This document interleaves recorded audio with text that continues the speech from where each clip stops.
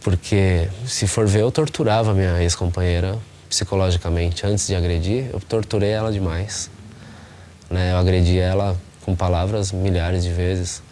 E eu não tinha conhecimento disso, né? Não tinha mesmo conhecimento. Eu não conseguia reconhecer aquilo, sabe? Como agressão.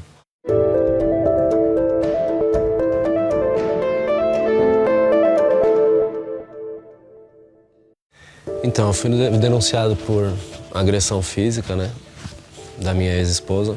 E o que está escrito no processo, porque eu realmente não lembro tudo o que aconteceu. Eu estava sob efeito de droga e álcool. E eu lembro que a gente iniciou uma briga e ela saiu correndo de casa, né? Dessa parte eu lembro. A partir desse momento eu não lembro. Mas eu coloquei fogo em casa, eu atingi o braço dela com uma faca.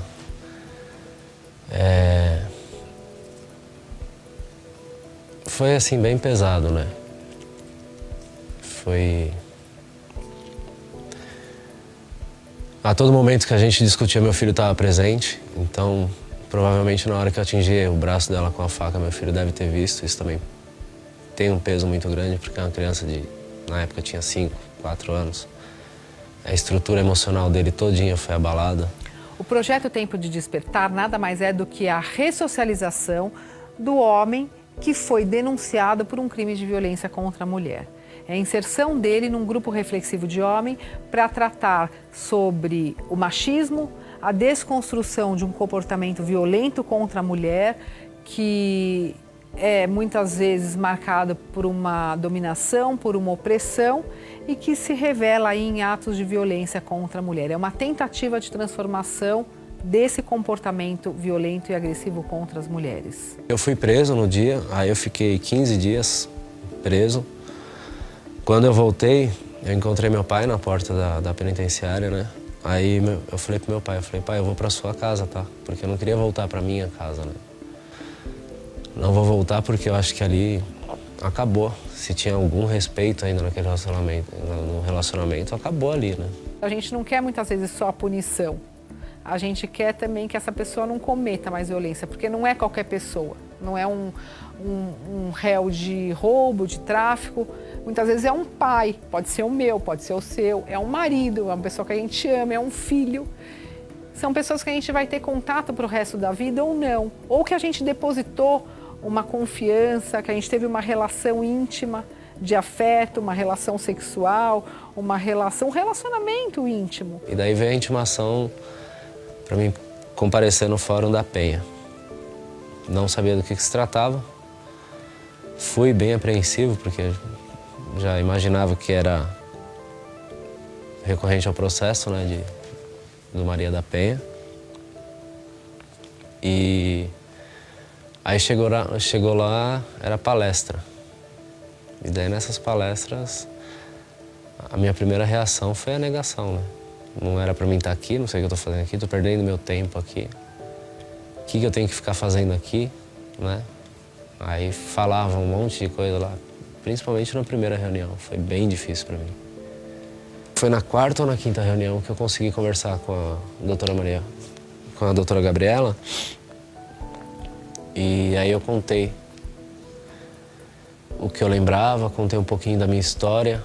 E daí acho que ali ela entendeu um pouquinho do que eu vinha passando também.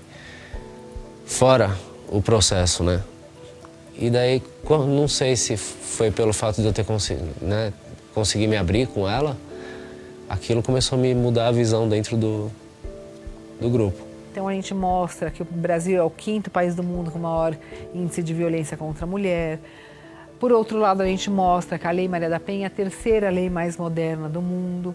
E eles vão sendo acompanhados por uma equipe técnica formada por psicólogos, assistentes sociais, jornalistas, advogados, estudantes, todos eles de forma voluntária para prestar esse serviço de reflexão aos homens autores de violência. O principal ponto dele foi me mostrar onde que eu era machista, porque o que eu mais falava dentro das reuniões é que eu não era machista.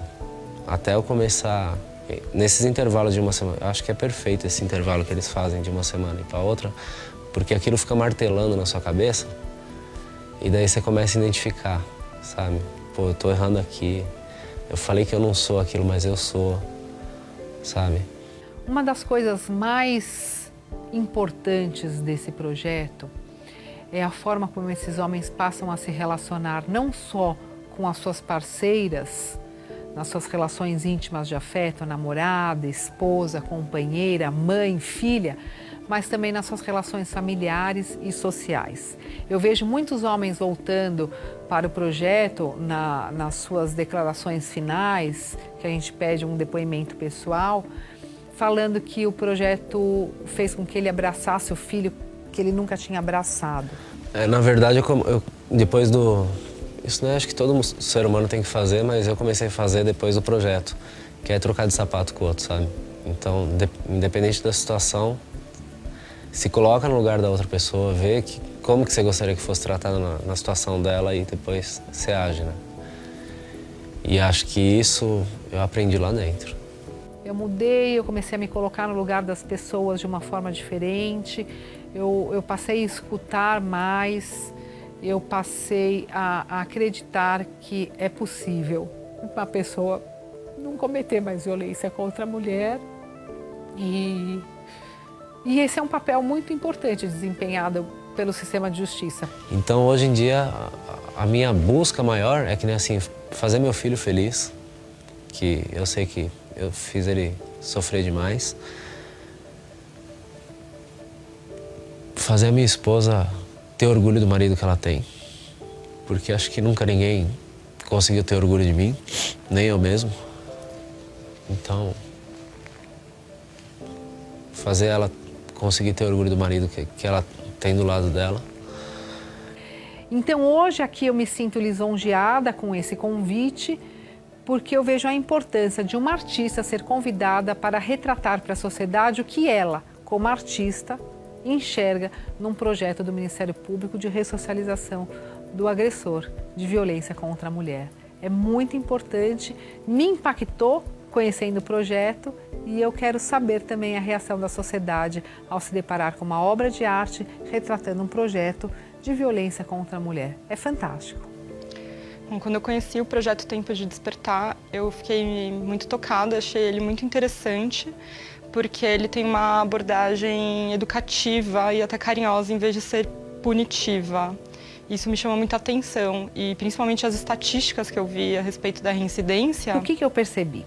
Que a violência não diminuía e que o índice de reincidência daquele mesmo homem, ele girava em torno de 65%, ou seja, mesmo a mulher denunciando, ela acabava retomando o seu relacionamento e acabava voltando para o Ministério Público novamente como vítima de um processo de violência doméstica. Em 8 edições que nós fizemos até agora, atendendo aproximadamente 280 homens autores de violência, esse índice de 65% ele baixou para 2%.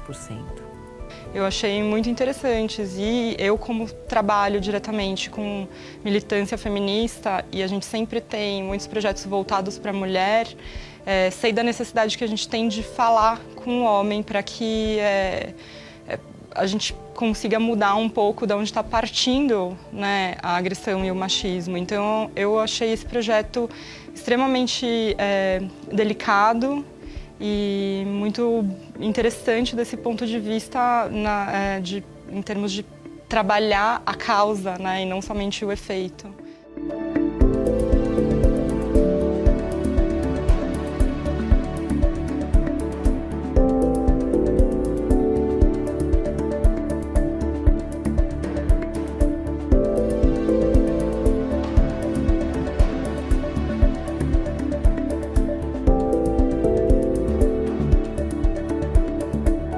Muito curiosa para saber qual vai ser a interpretação, mas não sei, eu gosto de imaginar que a obra também ela não é tão didática e autoexplicativa como para não deixar margem para interpretação, então eu acho que se agradece até que eles interpretem de formas diferentes. Antes, eu falo mais de mim, tá? Antes eu me via assim num lado mais obscuro, mais sombrio, que é o que eu vejo ao redor do quadro. E como se eu fosse o mais importante do mundo, sabe? Ser grande, ser o Todo-Poderoso, né? Eu vejo muitas vezes a figura desse homem por cima. Num primeiro momento eu não vi ele como o agressor, mas eu vi ele representando uma sociedade opressora e que muitas vezes impõe esse comportamento. E tentando explicar um pouco o que foi que me dirigiu na hora, eu vejo um pouco essa coisa do preto, de ser uma força gráfica forte, que fala um pouco sobre essas influências pesadas que a sociedade coloca sobre a formação de um indivíduo, então ela é bem marcada por causa disso. E a luzinha é bem pequenininha lá dentro, né? Então eu acho que representa bem como eu cheguei no projeto. Escuro, com pouca luz, me achando muito grandioso, fazendo uma mulher submissa a mim, né? E aí depois veio a transformação, né? E eu vi o fogo, eu não vi a luz de iluminado, sol, nada. Eu vi o fogo porque a violência ela queima, ela machuca, ela destrói. E aquela bola de fogo saindo e pedindo ajuda. E aí vem essa intervenção nossa, e acredito que do Ministério Público, dos promotores, das promotoras, de interceder nessa esfera privada, e a gente vê que é uma imagem que está fechada e com todo cuidado a gente está entrando nesse ciclo da violência que envolve a família para conseguir, e aí eu posso dizer, salvar vidas. É para isso que o MP existe, né? Que é para justamente agir num lugar em que as pessoas individualmente não conseguiriam se organizar sozinhas, sem o apoio da instituição para tornar um projeto como esse realidade. Então eu fiquei surpresa por não saber a existência e muito bem impressionada com que siga por muito tempo esse projeto, educando e ajudando também muitos homens e mulheres. Espero.